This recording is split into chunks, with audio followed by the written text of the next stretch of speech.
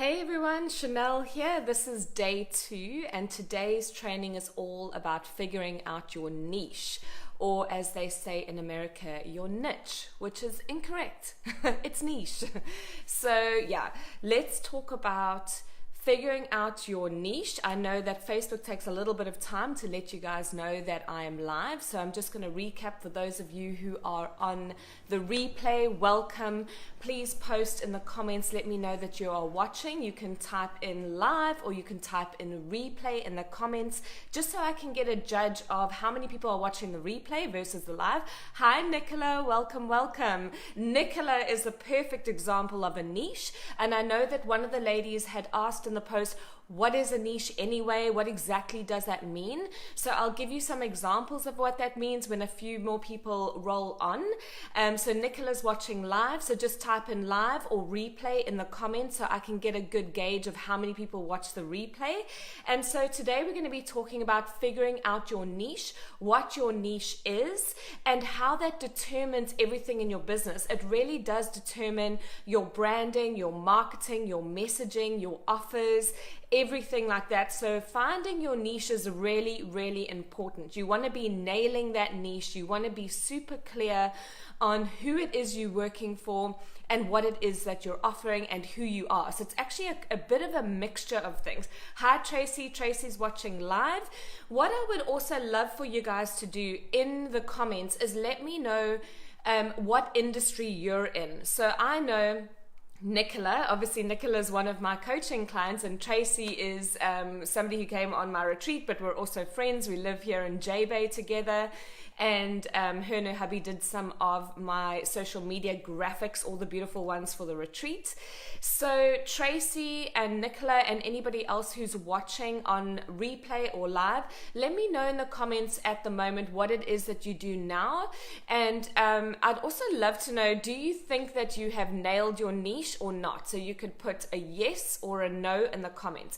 Yes, I know my niche. No, I don't know my niche. Now, I'm going to guess that Nicola's going to type in yes. And the reason being is Nicola, so she's a great example of a niche. So Nicola, what was it, 10 years ago? Or maybe longer now, just remind me how long it's been. Nicola actually created the first wedding PR agency in the UK. So this is very niche. So Nicola could have gone into PR. She could have done PR for anybody. She could have done it for any business, celebrities, blah, blah, blah. But no, Nicola chose to niche, and her niche is wedding PR. So she has been in wedding PR for 11 years now, and she was the first person in the UK to do that. So Tracy says web creation, graphic design, and social media. So that's their niche, that's their industry that they're in. Now, I first learned about niching way back when I did a Mike Larson workshop. We went over to Tuscany for my 30th birthday. I just turned 38 the other day. So this was 8 years ago. And this is where it really got cemented in for me, where I really understood niching and picking a lane and sticking to that. So Tracy says, not super clear on my niche yet.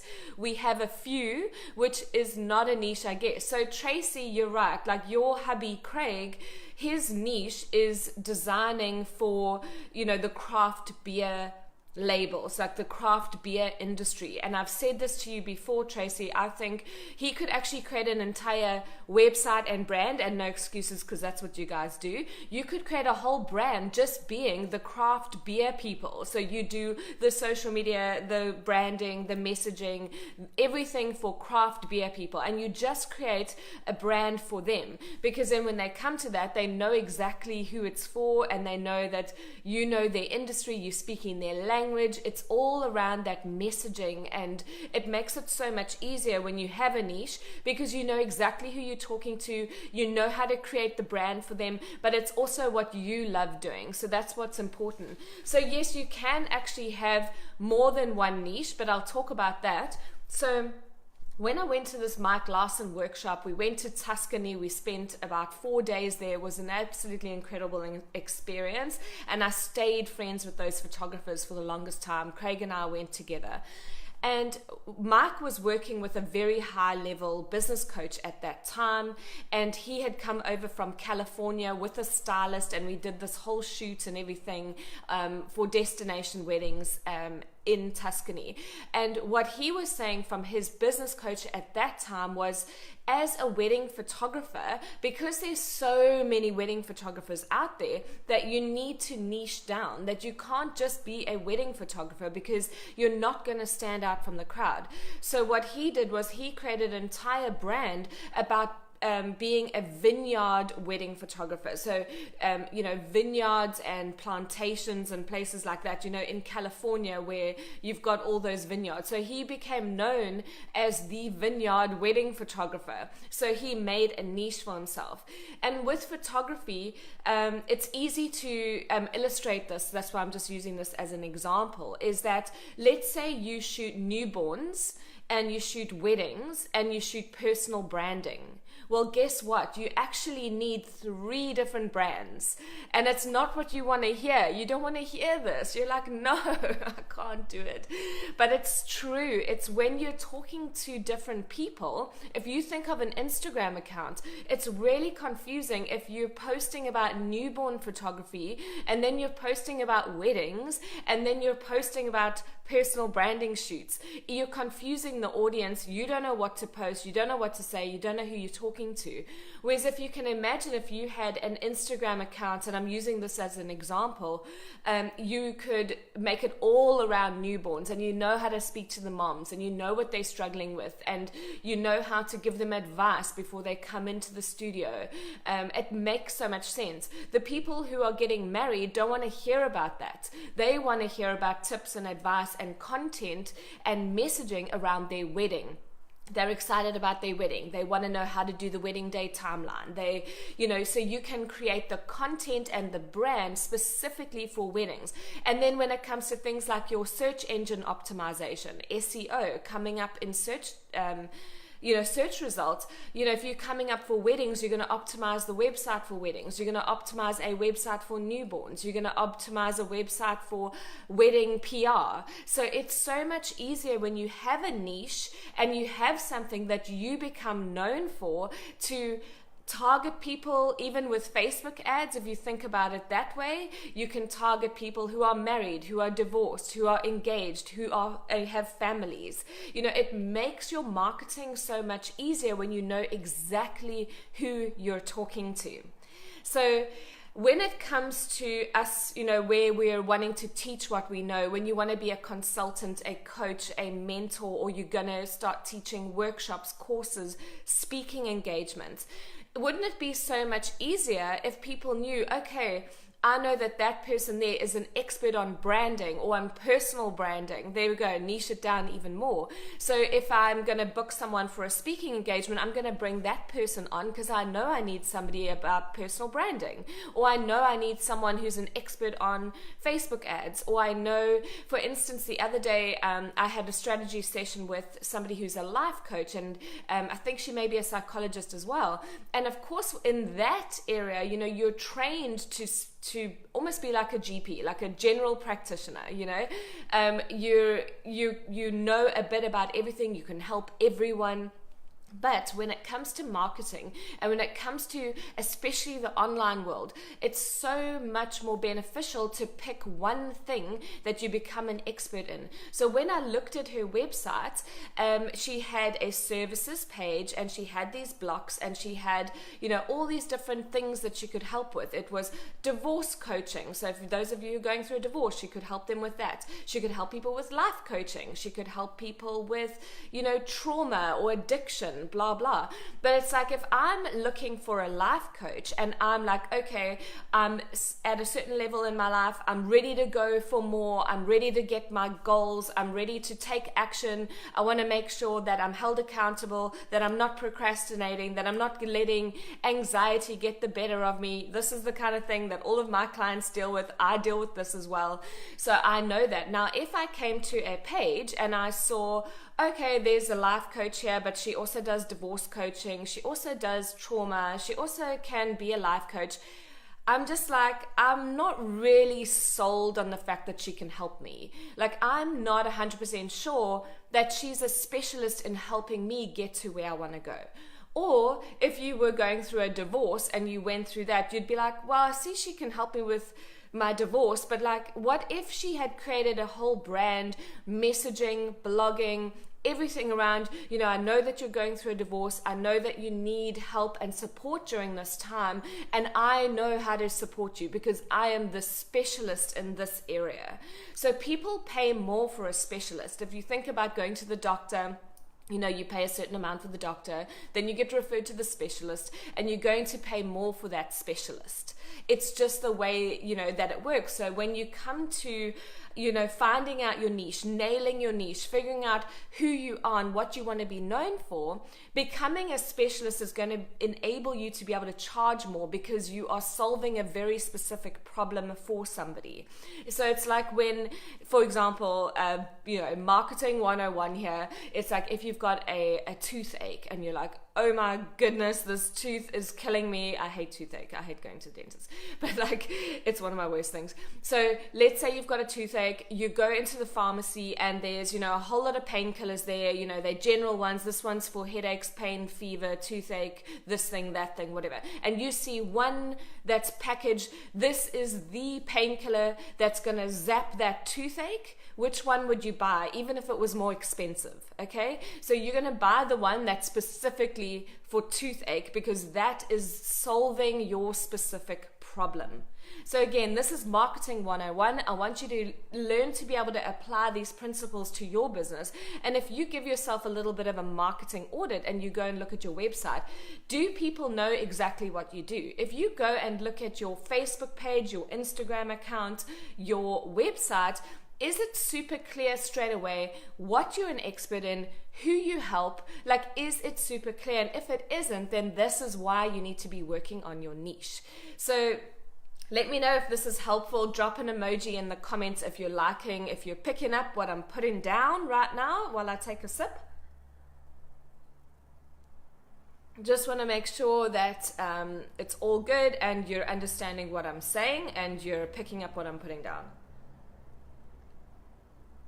Okay, cool. So your niche is a mixture of who you are, what you offer, who you work with, and okay, good. I'm seeing some emojis. That's good.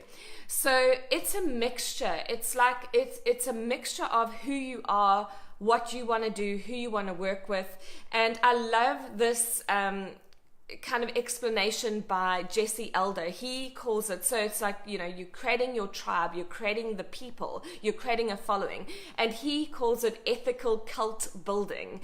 So it's like creating, people like us do things like this. So I got that from Shayla at our retreat, and I love that. When you think about people like us do things like this, it's we wear things like this, we go here, we do this together, we want to go from A to B.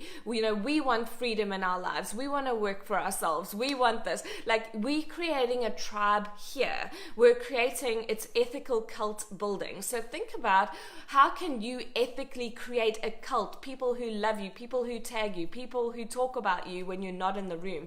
And it's the people who are like in your tribe, they kind of wear the same things, they do the same things, but we're not the same people. It's more about our beliefs. It's about what we want. It's about our dreams. It's about where we were and where we want to go. That kind of vibe, really getting into that. And when you can speak to that, when you can really create your niche and be known for something, that's when things really are going to take off for you. Not when it's wishy-washy, not when it's confused, not when you don't have focus and clarity. And that's one of the biggest problems. The time that you feel like you don't know what to post, I don't know what to say, I don't know what to do on social media, that's because you haven't got the clarity yet. Once you have that clarity, you know who you're talking to, you can do your messaging, you can write your posts, you can do your videos. It makes it so much easier because you know who you're talking to, you know your niche, you know who you are, you know what you want to teach, you know what you want to offer, you know who the people are, and you start to create your own ethical cult, your own tribe of people.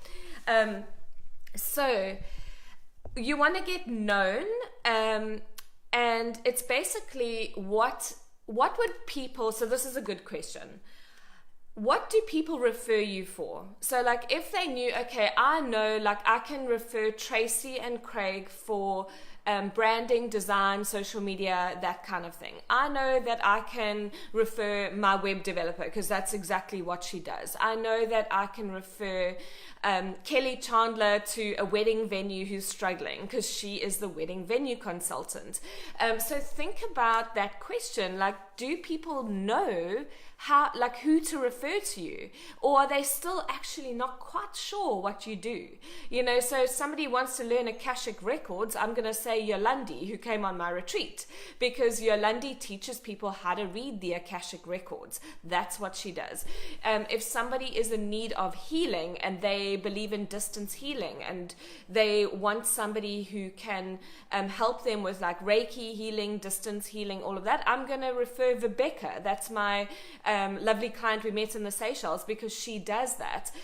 So think about, you know, if you think about people that you refer often, why do you refer them? It's because you're really clear on who they want to work, who they work for, who they help, and what they do. You know, so I think there's a lot of confusion sometimes where you're not clear, so other people aren't clear. You know, people do refer me clients when they know, oh, that person wants to start giving workshops. They want to start, doing online workshops. They want to create a personal brand. They're ready to start speaking and step up. Then people refer people to me, you know, because they know that, like, I have become known for that in the last 3 years. Now, I can help any business with marketing. A lot of this stuff you can apply to your social media agency, your photography business, your naturopath business. It doesn't matter. Like, you can, obviously, I could teach marketing and branding to anybody, to a plumber if I wanted to, but I don't really want to. So the other thing is that this is your business. You get to choose who you want to work with. So imagine that. You get to choose who you want to work with. Let that sink in for a little bit. I think that especially in the beginning, people tend to take on any client, and that's fine. We all need to make money. And also, you know, sometimes you just bite the bullet and you have to take on stuff that maybe you don't really want to do. Maybe they're not an ideal client. Unfortunately, when you do that, sometimes it comes, you know, back to bite you on the bum, because it usually isn't the right relationship. It usually, you took on the client for the wrong reason. So you can just put a hand up emoji if you've ever taken on a client for the wrong reason. You really needed the money and you knew, well, I call it a red flag. You know, you have red flag clients. Hi, Monica, welcome. Welcome from Sweden. So you get those red flag clients. You get a gut feeling. You know that they're actually not the right fit, but you take them on anyway because you needed the money. So this is where it's going to take a bit of time. There'll be a transition period. So you're going to get clear on, and I want you to go and write down after this and get clear, like, it's my business. I get to choose who I want to work with. So who would I love to work with? What would I love to be teaching? What would I love to be doing with these people? And write that down, because if you don't get clear on that, you'll never be able to attract them in. So yeah, so there's some hands going up. You know, I've done that in the past as well. In my wedding business, in my social media business, in my coaching business, there's been times where, you know, you take on a client, there's a little red flag going off, and you have that gut feeling, but you're like, oh, but it'll work out, it'll be okay. And then it's not usually. I mean, look, we all have to do things, we all have to bring in money and all of that stuff. Natasha says red flag clients usually backfire, and thank God, I hardly ever make that mistake. Exactly. And I think the further along you get in business, the more discerning you can be about which clients you take on. And of course, like I said, sometimes you need to bring in a pop of income and you need to do what you need to do. Like, I had a social media agency. We also used to do SEO done for you services where, I would spend like 10 hours going through a website, doing all the on-page SEO, making sure that websites were going to come up in Google. And it was pretty good. I charged $1,000 to do that. Took me about 10 hours. So it's pretty decent money, but I didn't really enjoy doing it, if I was honest. So that was one of those services that I let go. I didn't want to be known as the person who does SEO. And there's nothing wrong with that. If you want to do that and you want to create a business that's scalable, you can train people up to do that. There's nothing wrong with that business, but it just didn't light me up. So make sure that when you're picking your niche as well, that it is something that lights you up, because this is the thing you're going to want to be doing day in, day out, week in, week out, month in, month out. So let's think about if there's any services that you're offering that you want to get rid of. That sinking feeling that you get when somebody goes, oh, I'd really like that package or that service, and you get a sinking feeling. Well, that's a good sign that that service should no longer be on your website. So that's something you can do, is go and get rid of this stuff. Instead of adding more stuff in, go see what you can get rid of. And this is the way to niche down as well, is to go and focus on the one thing. So a good example of this was one of my clients, Carol Hampshire. You may know her. She's a branding designer. Now, when we started working together, which was a while back now, she was designing anything. Like, she's a really good designer. She can do logos, she can do graphics, she can do PDF booklets, she can do websites, everything like that, sales pages. But at that time, she was working, getting stuff off Upwork, which was great, at the time, awesome. But like doing things from dog food labels to branding for shops to websites to this, that, and everything. And she was just overwhelmed. And when you take on all those little jobs and all those clients, the more clients you have, the more admin you have, the more you have to manage. So we then stripped this down and went, okay, so what does she love working on? And she loved doing the full brand creation, where she did, the branding boards, the logos, the websites, everything, the sales pages, all included. So she created a big package, a beautiful big package. And this is something I want to encourage you guys to do, is what is the package that you could create that would be something, anything between like the $2,000 mark and the $5,000 mark? What is it that you could create that's high value, very valuable for the client? So what is that high value offer that you could create for people? And so she created a brand new you package where, you can get everything from the logo to the website, the branding, all the look and feel and everything like that.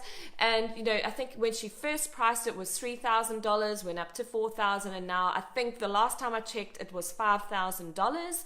And Carol is based in Knysna in South Africa. And she is working with, she niched down. She's working with, a lot of healers, coaches, people that are doing the online businesses, women mainly. She works with some men as well, but that niche and moving away from doing dog food labels and goodness knows what, like all these bits and pieces that yes, she could design, and yes, she's good at that, but it's not what lit her up. It's not what she wanted to do. Now she's become known in that niche, and she just gets referred clients all the time, which is amazing. She's got clients on retainer as well. So that's what happens when you pick a niche. And she doesn't even have a website yet, which is quite funny. So this is, she's had this sales page for, I think, 2.5 years now. This sales page is a long form sales page that speaks to one person, and the branding, the copywriting, the messaging, the images, the colors speak to that brand hero, that ideal client that's in her niche. So everything's determined by the niche then. So then when you create your copy, your messaging, your images, your colors, you're thinking about, okay, who am I? what am I offering, who is it for, and that's how you're going to marry all of this, and that's your niche essentially. And you are also part of your niche because you're a personal brand. I'd say most of you guys here are personal brands. And if you're not, you should be ramping that up because people are craving connection. They love personal brands. They connect with people. Even people who have big businesses, the ones that you know the personal brand, like Richard Branson, Elon Musk, Gary Vaynerchuk, you know, he owns VaynerMedia, which does $100 million a year in revenue for all these big clients. You know, they're a big digital agency, people like Pepsi and Budweiser and all that jazz.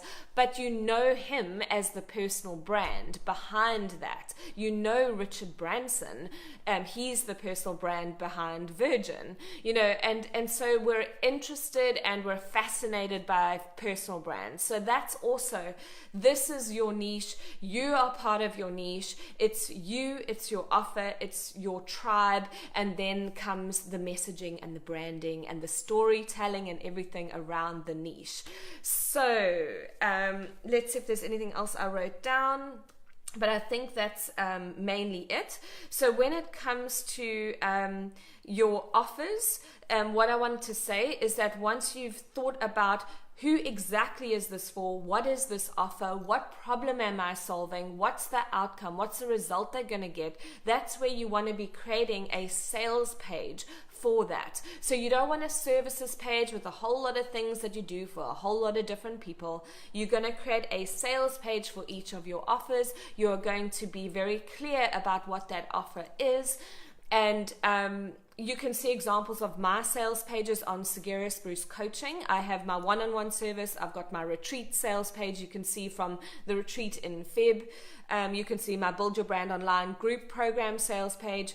These are specific pages that are for a specific offer for specific people. So it's very clear about who it's for. If you don't have sales pages yet, you could do it as a blog post and you get very clear on what your offer is. Ideally, you want it to be a page on your website if you can.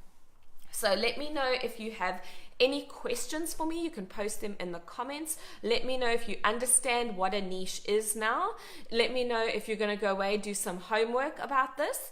And for those of you who are interested, I will be announcing my Build Your Brand Online, my group programs opening up again. And we go deep into all of this, Brand Hero, creating your sales pages and all that jazz in the group program as well. So look out for that. There will be a coupon code called birthday because it's my birthday month, and there'll be $300 off on that, and there'll also be a 1-hour coaching call one-on-one with me. So if anyone's interested, you can PM me, you can find out more about that. But right now we are doing a free training series in this group, and for those of you who are commenting, interacting, sharing this with people, let people know about the free training if you think it could help them.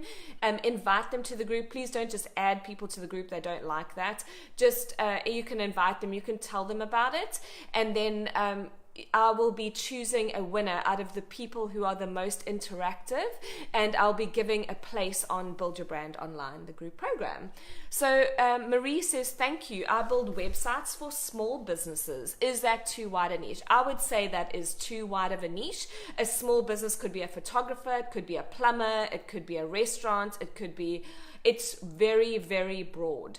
So what I would say when you're thinking about your niche is, who do you love to work with? So this is what I said earlier in my training, is this is your business. You get to choose who you want. That's why you work for yourself, you know. So who do you love working with? And then is there definitely a market? You know, you also want to make sure that they do have the money to spend with you as well. So there's a little bit of a balance of, okay, who do you want to work with? And then is there a market for that? So think about all the small businesses that you've worked with over the past 2 or 3 years, and you could pick out maybe 4 of your favorite clients and think about, who are they? What did you love about them? What was their niche? What did they work in? And you know, was it creative businesses? So who was it? And have a think about that, and that's how you can come up with your niche. So yes, I do think that is not a niche, that is very wide, but but you're kind of, okay, I build websites for small businesses, but who are they? And who would you love to work with? And then you create your website and your brand to attract those people in. Okay, so that's how that works. Let me know if you have any other questions in the comments. If you're watching on the replay, you can still post your questions in the comments. I'll come back afterwards personally and I'll answer your questions here in the comments section. So yeah, I think that's it for today. I think that will get your, the cogs going in your brain about who your niche is going to be, how do you need to niche things down, and then that's when you also may consider where you're going to be creating different social media platforms or different brands. For instance, that example of the photographers. If you're a newborn photographer, create an Instagram account and a website for newborn photography, and then create one for your wedding photography, because it doesn't make sense. The messaging is too mixed up. And the same thing with when you're going to teach what you know, who do you want to work with? Is it women? Is it, I think it's Ilsa, she isn't here at the moment, but she's helping people. She lost a tremendous amount of weight. Her health is improved through, I think she does banting, and she's a naturopath, I think, or nutritionist or something like that. So who could her niche be? Think about who exactly do you want to help. Do you want to help, maybe it's women after, they've had their baby and it's 1 year later and they still haven't lost, the baby weight. Maybe that's someone you could help. Maybe it's people who want more energy. Maybe it's business owners who are moms who need more energy. That's where you can see, oh, okay, I know exactly who you're talking to. So yeah, that's where you want to be getting clearer on your niche. If you guys are just joining now, I've actually been talking for quite a while already. So go back, watch the replay, post your comments in the group, and let's see, I'm just trying to go back on the comments, but it's not letting me go. But it says, thank you, Chanel. Oh, there we go. Natasha says, fabulous energy, Chanel. I feel inspired and I'm going to follow your advice. Good. Thank you for breaking it down so clearly and making it feel doable and not too overwhelming. Exactly. I think it's Richard Branson says, any fool can complicate things. It takes a genius to, simplify. And I think that's what we can tend to do in business. A lot of the time we just want to throw extra things, we just want to pad it out, we want to confuse, we want to help everyone, and that just, a confused mind says no. And it's actually harder for the brain to make decisions. So these people where they do taste tests in the supermarket, and they've done tests on this, and when they have like 20 different things that you can try, people are just, they walk up to the counter, they want to try something, they're so overwhelmed, they can't make a choice, they walk away, they don't try anything. So what they do is they only give you 3 things to try, because you're like, oh, okay, I can pick out of the 3, that is enough, not too much for my brain to have to digest. My brain to digest, my stomach to digest. It's something that I can make a quick decision on. Whereas if you give too many options, you're talking about too many things, it's confusing for you, it's confusing for your client, they don't know what's going on, and that's when you're not going to be making enough sales and not getting enough clients, because it's all just very confusing. Oh, sorry, I've just showed you my wonderful burglar guards in South Africa. We have to be safe here, safety first.